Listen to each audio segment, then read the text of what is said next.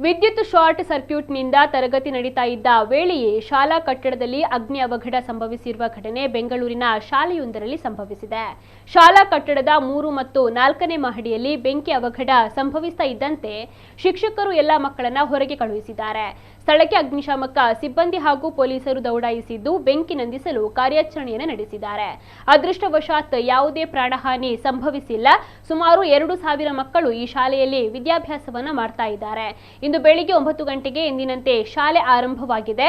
10:15ರ ಸುಮಾರಿಗೆ ಶಾಲೆಯ 4ನೇ ಮಹಡಿಯಲ್ಲಿ ಶಾರ್ಟ್ ಸರ್ಕ್ಯೂಟ್ನಿಂದ ಬೆಂಕಿ ಕಾಣಿಸಿಕೊಂಡಿದೆ. ತಕ್ಷಣವೇ ಎಚ್ಚೆತ್ತ ಶಾಲಾ ಸಿಬ್ಬಂದಿ ಎಲ್ಲ ಮಕ್ಕಳನ್ನ ಹೊರಗೆ ಕಳುಹಿಸಿದ್ದಾರೆ. ಬೆಂಕಿಯ ಕೆನ್ನಾಲಿಗೆ 3ನೇ ಮಹಡಿಯನ್ನ ಕೂಡ ಆವರಿಸಿಕೊಂಡಿದೆ.